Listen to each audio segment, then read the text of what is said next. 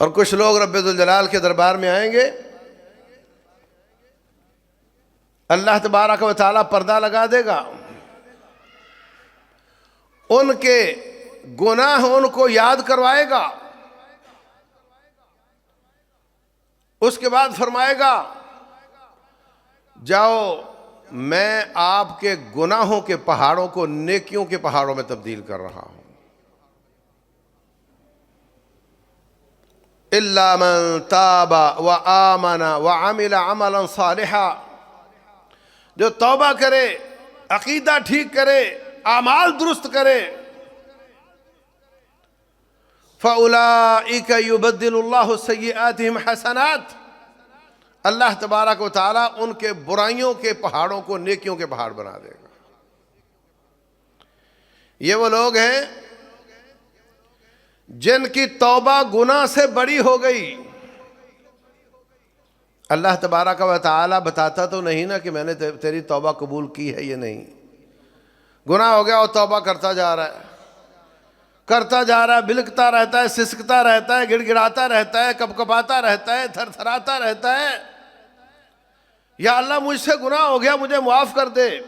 رب ذوالجلال معاف کر چکا ہے، اس کو پتہ نہیں، یہ معافی ہی مانگتا چلا جاتا ہے، اور گناہوں کی زندگی کو اس نے نیکیوں کی زندگی سے دنیا میں تبدیل کر لیا ہے۔ إِلَّا مَن تَابَ وَآمَنَ وَعَمِلَ صَالِحًا، عقیدہ بھی ٹھیک کر لیا ہے، اعمال بھی درست کر لیے ہیں، توبہ بھی کرتا چلا جاتا ہے، جس نے اپنی دنیا بدل لی اللہ اس کی آخرت کو تبدیل کر دیتا ہے۔ تو نے دنیا میں گناہوں کو چھوڑ کر نیکیاں اپنا لی، ہم نے تیری پرانے گناہوں کو بھی نیکیاں بنا دیا۔ یہ رب ذوالجلال کا فضل ہے۔ تو ایسے شخص کو پرانے گناہ یاد نہیں کروانے چاہیے، اور ہمارے صحافی، ہمارا میڈیا، یہ ویل لکل ہمزۃ لمزہ کا مصداق بنا ہوا ہے، الا ماشاء اللہ۔ دور سے تلاش کر کے لائیں گے۔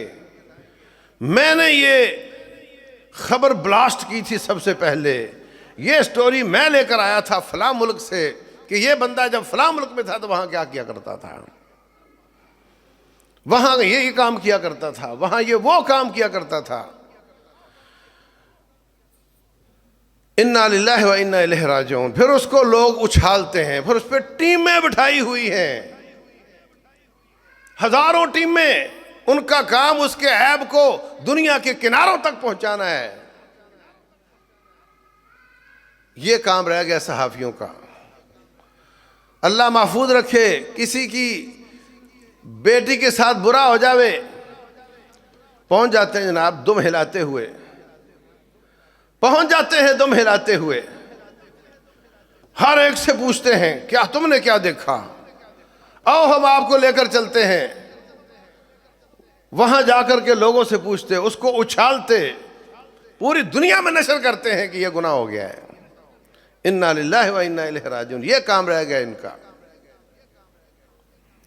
فرمایا من ستر مسلما سترہ اللہ یوم القیامہ، جس نے مسلمان کی پردہ پوشی کی رب ذوالجلال قیامت والے دن اس کے عیب پہ پردہ ڈال دے گا۔ جس نے مسلمان کی مدد کی اللہ اس کی مدد کرتا ہے۔ من کان فی عون اخیہ کان اللہ فی عونہ، ما دام العبد فی عون اخیہ، بندہ جب تک بندے کی مدد میں رہتا ہے رب ذوالجلال اس کی مدد میں رہتا ہے۔